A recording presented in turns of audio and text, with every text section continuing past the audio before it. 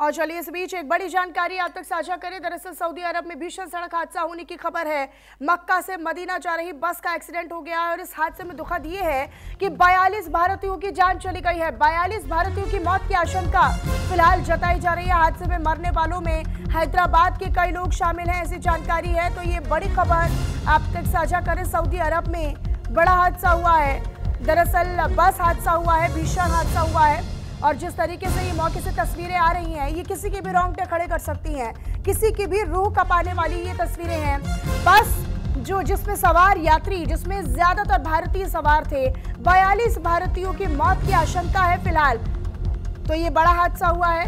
Saudi अरब में भीषण सड़क हादसे की जानकारी है और जानकारी ये भी है कि इसमें 40 से 42 भारतीय जो हैं वो फिलहाल उनकी मौत हो गई है। फिलहाल आशंका है, पुष्टि होनी बाकी है, पुष्टि का फिलहाल इंतजार करना होगा। तो हादसे में 42 लोगों की मौत की आशंका फिलहाल जताई जा रही है। सऊदी अरब में भीषण सड़क हादसा हुआ है और सड़क हादसे का शिकार बनी ये बस, यात्री बस जो मक्का से मदीना की ओर जा रही थी और तभी ये हादसा हो गया है। और इसमें दुखद ये है कि 40 से 42 भारतीय जो हैं वो फिलहाल इस मौत के मुंह में समा गए हैं।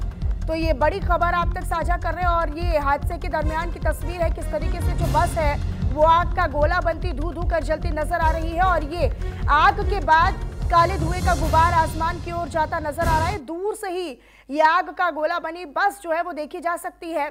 तो ये एक्सक्लूसिव तस्वीरें भी आपको दिखा रहे हैं। सऊदी अरब में किस कदर भीषण सड़क हादसा हुआ है जिसमें कई लोगों की जान जाने की भी खबर है, कई लोगों की मौत की आशंका है। फिलहाल आशंका इसीलिए क्योंकि पुष्टि अभी फिलहाल नहीं हुई है, लेकिन फिलहाल ये कहा जरूर जा रहा है कि इस हादसे में 40 से 42 भारतीयों की मौत हुई है। फिलहाल ये मौत की आशंका है और उम्मीद है कि आशंका सच में तब्दील ना हो और ज़्यादा से ज़्यादा लोग जो है वो बचा लिए गए हों। फिलहाल ये उम्मीद की जा रही है, लेकिन आशंका फिलहाल 40 से 42 भारतीयों की मौत की है और इसमें दुखद है, ये दुखद खबर है भारतीयों के लिए। और इसमें ज़्यादातर जो लोग थे वो हैदराबाद के लोग थे, ऐसी जानकारी है। तो ये बड़ी खबर हम आप तक तस्वीरों के जरिए साझा कर रहे हैं। इन तस्वीरों को देखकर आप आसानी से अंदाजा लगा सकते हैं कि कितना भयावह ये जो हादसा है वो रहा होगा। मक्का से मदीना की तरफ ये बस जा रही थी और इसी दौरान सड़क पर ये बड़ा हादसे का शिकार होती है और इसमें अचानक से आग लगती है।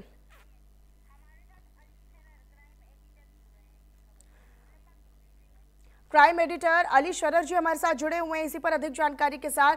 अली, जरा बताइएगा फिलहाल क्या जानकारी, क्या अपडेट है आपके पास, मरने वालों का आंकड़े को लेकर क्या जानकारी? देखिए मनीषा, ये जो पूरा हादसा हुआ है ये सऊदी अरब में हुआ है और मक्के से मदीने जाते समय हुआ है। यानी कि जो मुस्लिम समुदाय के जो भी लोग उमराह करने के लिए जाते हैं सऊदी अरब खाने काबा की ज़ियारत के लिए, वो पहले मक्का जाते हैं, उसके बाद मदीना वापस आते हैं। उसी समय हादसा हुआ है। बताया जा रहा है इस हादसे के बारे में कि इस पूरी बस के अंदर 44 लोग सवार थे, एक ड्राइवर और एक शख्स इसमें बचा है। बाकी 42 लोगों की मौत हो गई है, ये जानकारी मिल रही है। और इस हादसे का जो कारण रहा है वो ये रहा है कि करीब वहां सऊदी अरब में जो वाहनों की स्पीड होती है 150 से 200 की स्पीड पर अक्सर वाहन चलते हैं और 150 की स्पीड पे ही बस थी जो कि एक खड़े हुए डीजल के टैंकर में जाके टकरा गई, जिसके बाद ब्लास्ट हुआ और बस पूरी तरह नष्ट हो गई।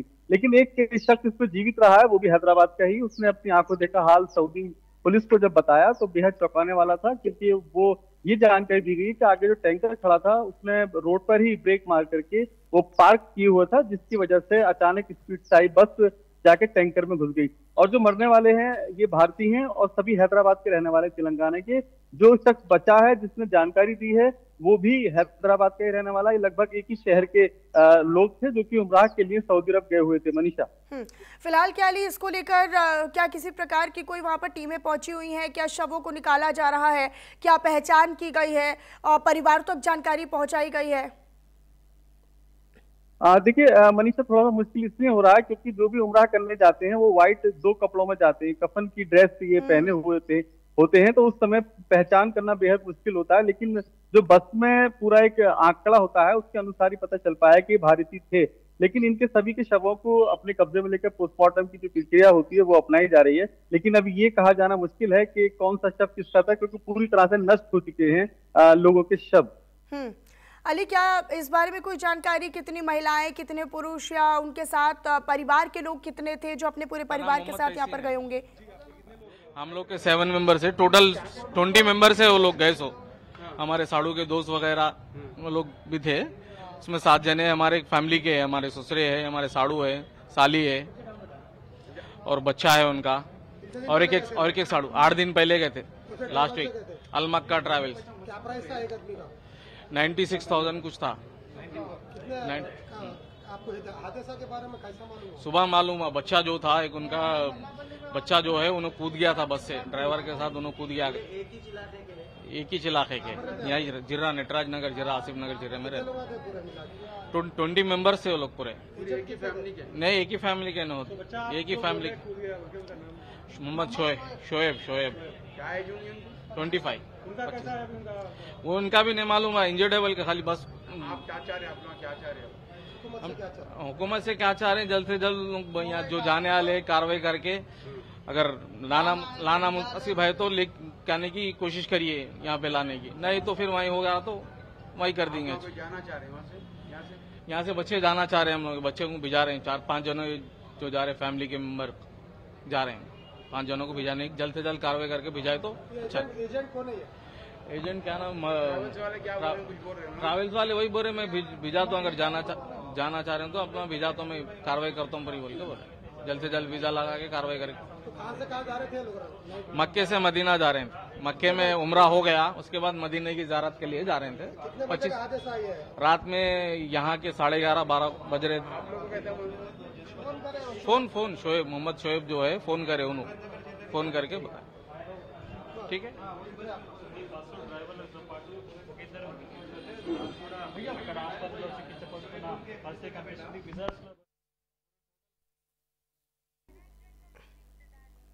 तो फिलहाल ये जो बड़ा दुखद हादसा हुआ है, बहुत दुर्भाग्यपूर्ण है ये तस्वीरें, ये हादसा।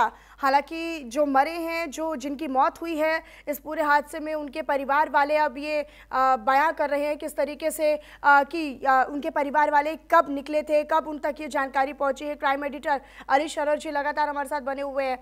अली, अब हुकूमत से कहीं ना कहीं अब ये उम्मीद है कि उनके लिए कुछ करें, उनके परिवार के लिए अब कोई सहायता प्रदान की जाए?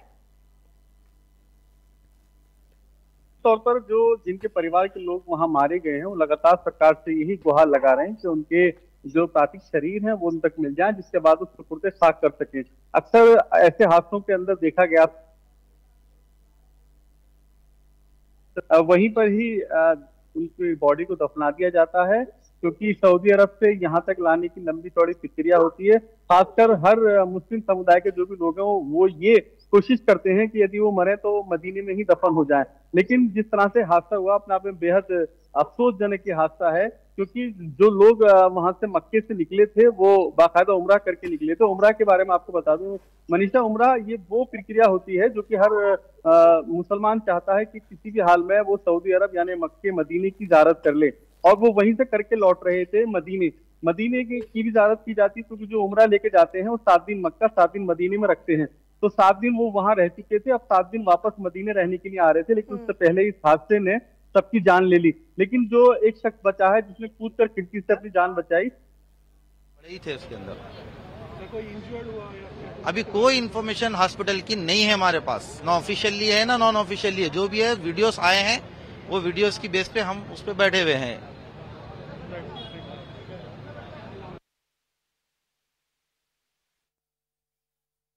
वो अभी तक नहीं रखी गई। हालांकि जो परिवार वाले हैं वो इसी उम्मीद में हैं कि उनके परिवार वाले या उनके परिवार के सदस्य जो इस हादसे का शिकार हुए हैं उनके बारे में कोई जानकारी जो है वो अस्पताल से इन परिजनों को मिले। अली, देखिए साफ तौर पर जिनके लोग मरे हैं वो यही चाह रहे हैं कि किसी भी हाल में उनके जीवित होने की या घायल होने की या मृतक की पुष्टि हो जाए। हालांकि अभी तक सऊदी सरकार ने जो लिस्ट है उसी के अनुसार ही माना है। अभी तक जो बॉडियां मिली हैं वो उनको रिकवर करके वापस पोस्टमार्टम हाउस भेज दिया गया है, लेकिन वहां पर पहचान करना मुश्किल हो रहा है, क्योंकि किसी मृतक की पहचान या तो उसके शरीर के कपड़े पे से की जाती है या उसकी कोई पास उसके कोई ऐसा आइडेंटिटी कार्ड हो जिससे पता चल जाए कि शख्स मरने वाला ये था। लेकिन जो उम्रा करके लोग लौटते हैं खासतौर पर तमाम जिस्म के कपड़े अपने उतार के दो कफन की लिबास पहने होते हैं, एक ऊपर एक नीचे, वही सब लोग अली, आपने बताया कि 44 लोग इस बस में सवार थे जिस वक्त ये हादसा हुआ, और आपने ये भी शायद से जानकारी दी अभी कि ड्राइवर जो है वो बच गया है, और बाकी के जो लोग हैं, मतलब 2 लोग इसमें बचे हुए हैं, और बाकी के जो लोग हैं वो इस हादसे का शिकार हो गए, जिनकी दुर्भाग्यपूर्ण मौत हो गई है, दुखद मौत हुई है। लेकिन ये जो 2 लोग हैं वो कैसे बचे हैं? क्या इन्होंने प्रयास नहीं किया कि बस में बाकी सो रहे लोगों को भी जगाया जाए या उनको भी निकाला जाए या बचाया जा सके? देखिए मनीषा, आपका सवाल वाजिब है, मैं आपके सवाल का जवाब दे दूं। जो भी सऊदी अरब या विदेश में जो भी बसें होती हैं, चाहे वो कतर हो, बहरीन हो, सऊदी हो, दुबई हो, वहां पर लंबे रूट की बसें चलती हैं और ज्यादातर 2 ड्राइवर उसमें होते हैं। एक ड्राइवर आगे ड्राइव कर रहे होते हैं, दूसरा ड्राइवर पीछे की तरफ सो रहा होता है। जब उसको थकन होती है तो दूसरा ड्राइवर चेंज कर लेता है। अक्सर ऐसा ही होता है, और ऐसा ही कल रात भी हुआ था।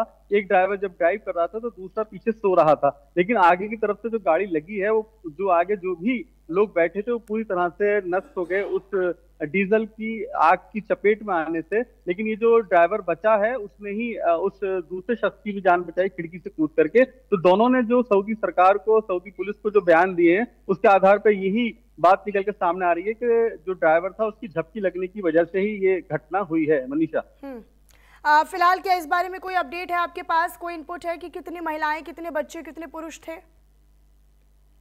देखिए, अभी तक कोई इस बारे में जानकारी नहीं मिल पाई है, लेकिन परिवार के सभी लोग शामिल थे।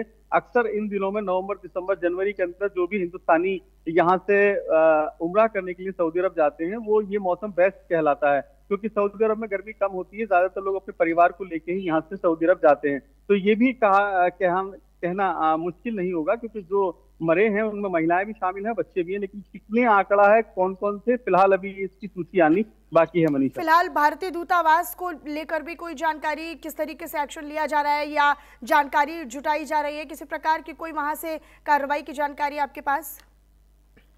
देखिए, बिल्कुल भारतीय दूतावास ने सऊदी दूतावास से संपर्क साधा है और उसके बाद इंफॉर्मेशन मांगी है। माना जा रहा है 1 से 2 घंटे के अंदर तमाम सूची यहाँ भारतीय दूतावास को सौंप दी जाएगी और मृतकों के जो शरीर हैं वो पोस्टमार्टम हाउस में रख दिए जाएंगे, जिसके बाद बाकायदा उनकी पहचान के बाद यदि कोई चाहे हिंदुस्तानी वहां से अपने शव को वापस लाना, तो जो उसकी प्रक्रिया होती है उसके अनुसार वापस ला सकता है।